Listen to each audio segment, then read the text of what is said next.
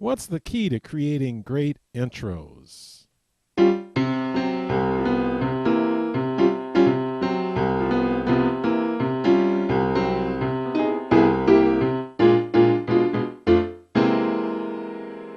It doesn't matter if it's an up-tempo tune or if it's a medium tempo tune.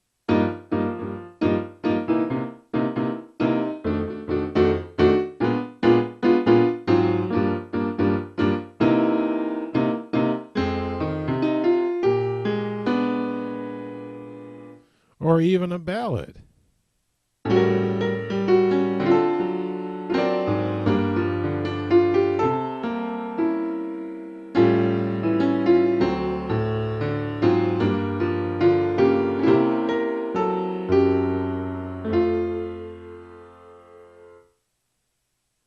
In Intros Beyond the Basics, we will be exploring different ways to create great sounding intros.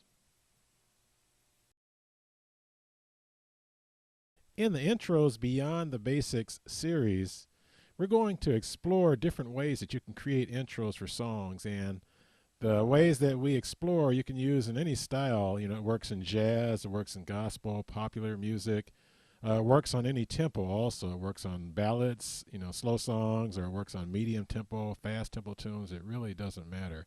But what we're going to do is we're going to break the Beyond the Basics program for the intros into several lessons. And this way it allows me to get into a lot more detail that I would not ordinarily be able to do if everything were combined under one big lesson. So anyway, what we're going to do first in lesson 1 is we're going to learn about what are called the scale tone seventh chords, and we're going to apply these to creating intros. You'll find that a lot of intros are based off of movements of the chords through the scales. So naturally you're going to want to be familiar with the scales in all 12 keys. And what we're going to do for this first lesson is we're going to start off in the key of E flat. And I pick E flat because it's a nice, easy key to play in, and it's a popular key and it sounds really good. But what we'll do is we will explore all of the other keys too, because you need to know how to do this in all 12 keys. So anyway, what do I mean by a scale tone seventh chord? Well, here's what I mean. Let's first start off with the major scale. So in the key of E flat, my major scale is going to be this.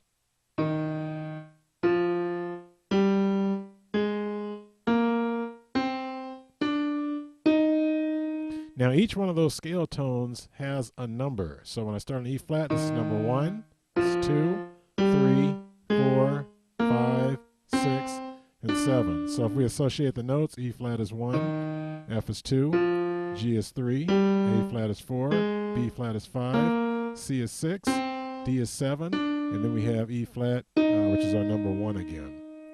So what happens is this. When I talk about a seventh chord, what I mean is a chord that has 4 notes. So for instance, an E flat major chord, the regular triad, has 1, 3, and 5. So what I want to do here is I want to add the 7th note of the scale, 1, 2, 3, 4, 5, 6, 7 to it. And this gives me what's called an E flat major 7th. So my notes are E flat, G, B flat, and D.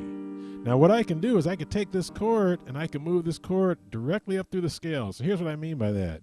So you remember the next note in the scale is F. So if I move each finger up 1 scale tone, so this goes to the F, this goes to the A flat, this here goes up to the C, and this goes to the E flat. That gives me my 2 chord. And the reason I call it a 2 is because it starts on the 2nd note. Okay? So now if I move all these notes again up the E flat major scale, so the thumb goes from F to G, this goes up to the B flat, C goes to the D, and this E flat goes to the F. That's my 3 chord. Okay, so recapping, the 1 chord is this, 2 chord, 3 chord, 4 chord, I just continue to move up the scale, so my notes are A flat, C, E flat, and G. 5 chord, if I move up, this goes B flat, D, F, A flat. It's my 5 chord.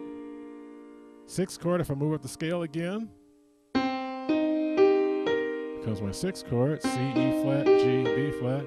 Then I have a 7 chord, so if I move the notes up the scale again, That's my 7 chords, a D, F, A flat, and C. And then after that, I'm back to the 1 chord. So you see there's actually 7 chords that we need to play right now. And these are called the scale tone 7th chords because each chord consists of a 7th chord. And what I mean when I say a 7th, I don't mean a dominant 7th chord. That is one type of a 7th chord. But the 7th chord, again, just means that the chord has 4 notes. It has the 1, 3, 5, and the 7 in it. So now, let me go back through those scale tone chord 7ths in the key of E flat again. And each one of these chords has a name. So anyway, let's go ahead and move from there. Now, when I play the chords like this is called root position, okay? Now, when I play the chords this way, I don't exactly get my most interesting sound. I would actually be better off voicing the chord. So what I'm going to do is I'm going to use this chord voicing here. So here's all I'm doing. If you take a look at my E flat major 7th chord, I'm taking the E flat, the bottom note of the chord, the top. Once you know how to move through your scale tone 7ths, then you are one step closer to creating great intros. Why? Because now you can refer to those scale tone numbers to help create your intros. Let me show you an example.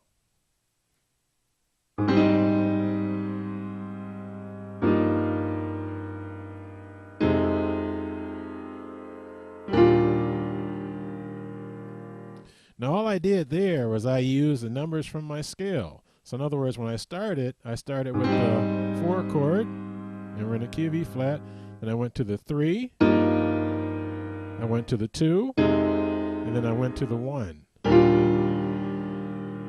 This makes things a lot easier, and this is going to be the approach that we use in lesson number 1.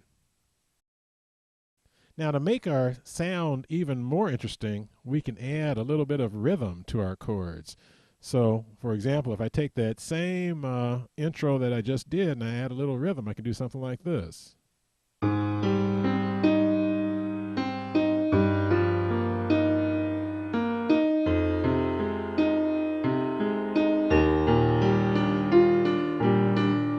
So you see that makes it a little bit more interesting, and it all depends on whatever song you're going to play. So the song that you're going to play is what's going to determine the type of intro that you play.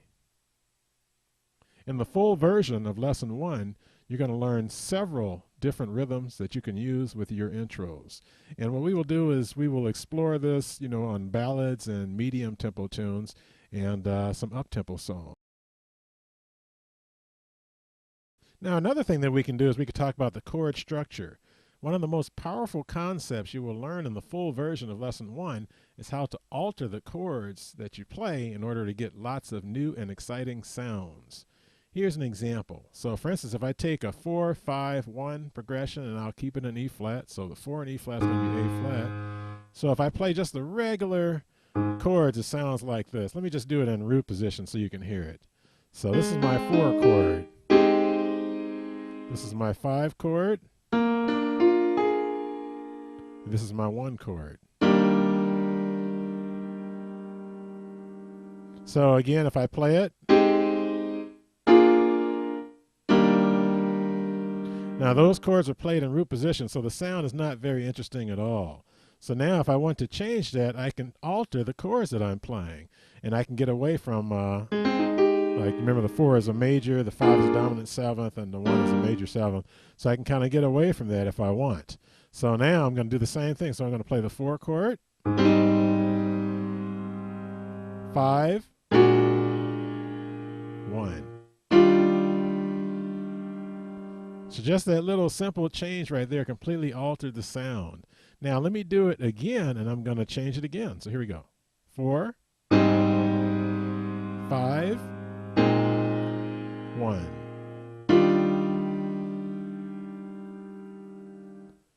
You will learn how to do this and much more in the full version of lesson 1. It's impossible to learn everything about putting together great intros in one lesson. That's why new lessons will be developed frequently, covering different aspects of creating intros. Putting together great intros is like solving a great puzzle. In intros, beyond the basics, you will get all of the pieces, and I will show you how to put them together.